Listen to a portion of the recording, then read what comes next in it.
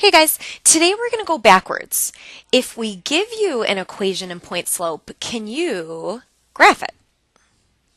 Okay, so this should look familiar to you guys. Now from this equation, we should be able to get a point and a slope. And I think it's pretty obvious what the slope is. Remember, that's always the m that's in front of the parenthesis. So I think you guys would all agree that the slope is -3/5. The question is, what is the point? What is the x1, y1? And this gets a little bit tricky. So can we just jot down the formula? It was y minus y1 equals m times x minus x1. So here's the trick. Because the formula has minus signs in it, it means that whatever these numbers are here, it's always going to be the opposite. So see how it says x plus 4? It actually means the point is going to be -4. It's always the opposite of what it looks like because that's what the formula, that negative, means.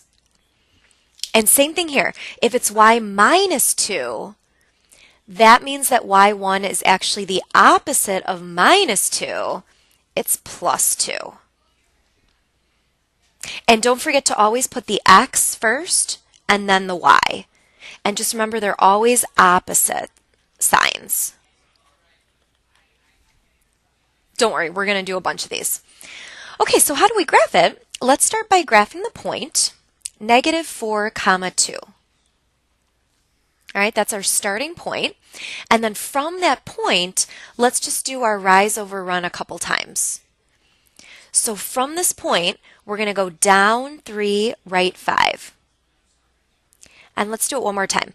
Down 3, right 5. And then I don't have anything straight on me, so I'm going to do my best to draw the line. Actually, that was really good. Okay, cool.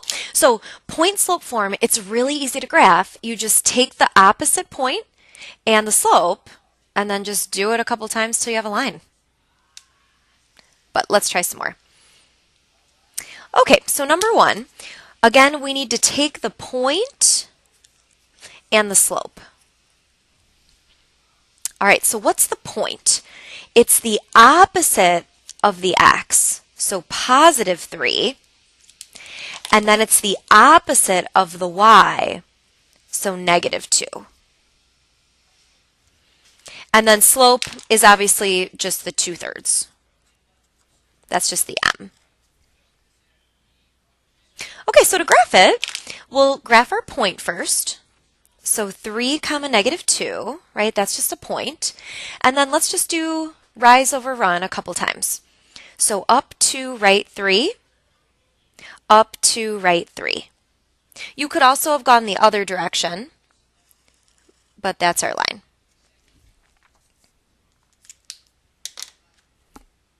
All right, let's try one more, number 2. So again, we need the point and we need the slope. And remember, the point is always x, y, but it's opposite of what it looks like in the formula. So if it's a -2, it's a +2. And then for the y, if it's a -1, it's a +1. And then the slope is just a negative sign. So really, that's like -1 over 1. All right, let's graph it. So we have a point at 2, 1. And then from that point, let's do rise over run. So down 1, right 1, down 1, right 1. And that's a negative slope. Let's draw our line, and we're good. Okay, and then the second half of this video is, can we convert point slope into slope intercept? All right, so this gets a little tricky. Okay, so here's our point. Okay, so let's write it down. So our point is going to be 9 comma 4. That's our x1, y1. And now we need to find what our slope is. But remember, to find slope, we have to do that formula. It's y2 minus y1, so 6 minus 4, over x2 minus x1, so 17 minus 9. And if you guys work that out either on the calculator or by hand, I think you get 2/8, which reduces to 1/4.